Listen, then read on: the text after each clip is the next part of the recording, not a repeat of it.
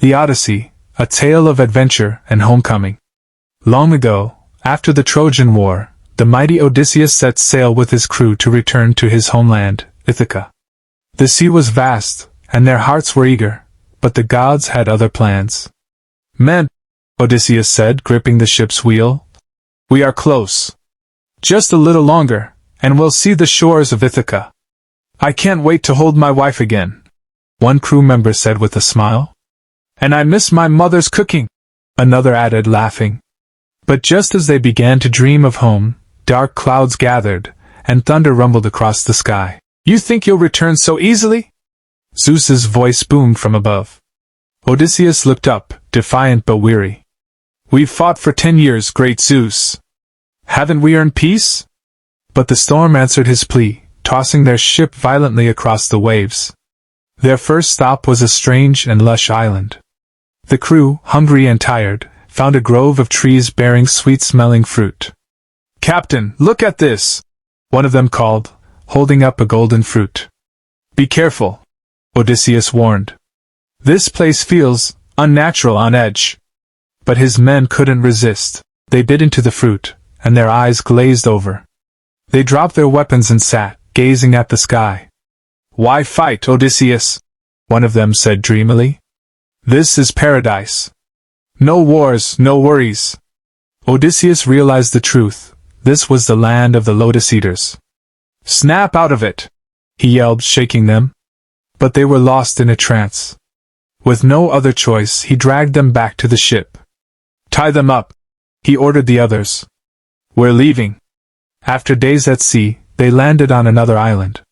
This one had a massive cave filled with food. "Finally, some luck," a crewman said as they gathered cheese and wine from the cave. "Not too fast," Odysseus said. "Something about this place feels off." Before they could leave, the ground shook, and a towering figure blocked the cave's entrance. "Who dares enter my home?" the Cyclops Polyphemus roared. Odysseus stepped forward. "We are travelers, great Polyphemus. Lost and hungry. We meant no harm." Polyphemus laughed cruelly. "Then you'll make a fine dinner." The Cyclops grabbed 2 men and devoured them. The rest huddled in terror, but Odysseus's mind raced. Later that night, he offered Polyphemus wine. "Drink, mighty Cyclops," he said. "You'll find no better wine in all the lands." Polyphemus drank deeply and burped. "You are clever, stranger. Tell me, what is your name?" "My name is Nobody," Odysseus replied. As the Cyclops fell into a drunken sleep, Odysseus and his men heated a large stake in the fire. With a coordinated effort, they drove it into Polyphemus's single eye. Polyphemus screamed, "Help me! I'm blind!" The other Cyclopes called from outside. "Who is hurting you?" "Nobody!"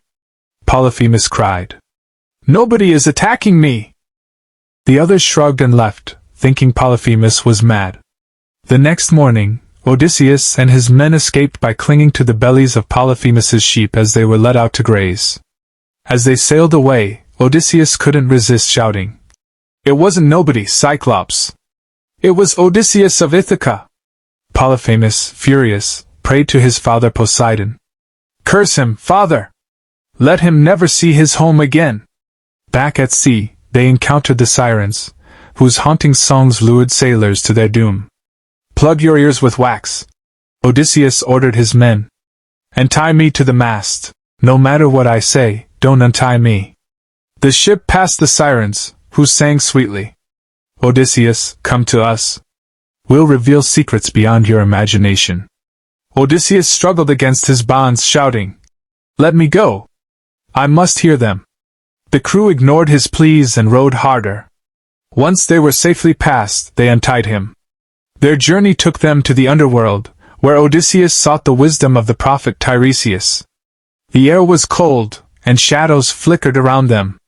"Who disturbs the realm of the dead?" Tiresias asked, appearing from the darkness. "Great Tiresias, I seek your guidance," Odysseus said. "How can I return to Ithaca?" "You will face many trials," Tiresias warned. "Do not harm the cattle of the sun, or you will lose everything." Among the spirits, Odysseus saw his mother. "Mother!" he cried. "I didn't know you had passed." "My son," she said, her voice soft but sorrowful. "I waited for you, but grief consumed me. Do not let the trials ahead break you." "I won't," Odysseus promised. "I will return home, no matter what." After years of trials, Odysseus finally reached Ithaca. Disguised as a beggar, he entered his palace, where suitors feasted and vied for Penelope's hand. "Who is this ragged old man?" one of them sneered. "Just a wanderer," Odysseus said calmly, though his eyes burned with anger. That night, Penelope announced a challenge. "I will marry the man who can string Odysseus's bow and shoot an arrow through 12 axe heads." One by one, the suitors failed. "Let the beggar try," Penelope said. Odysseus picked up the bow, and with ease, he strung it and fired a perfect shot. Gasps filled the hall as he threw off his disguise. "It is I, Odysseus, king of Ithaca," he declared. "And now you will pay for your insolence." With his son Telemachus, Odysseus fought the suitors and reclaimed his home. That evening, as peace returned, Penelope embraced him. "I knew you would come back," she said. "Not even the gods could keep me from you," Odysseus replied. Reflection. The Odyssey is more than a tale of adventure. It's a story of perseverance, cunning, and the unbreakable bond of family. Odysseus's journey reminds us that home is not just a place but the people we love and the values we hold dear. No matter how far we travel or how difficult the road, the desire to return to what truly matters is universal.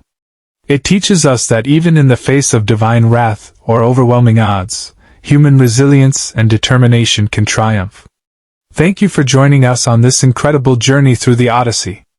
If you enjoyed this story and want to explore more epic tales and entertaining adventures, don't forget to hit the like button and subscribe to our channel. We have plenty more exciting stories coming your way, and we'd love to have you with us for every step of the adventure.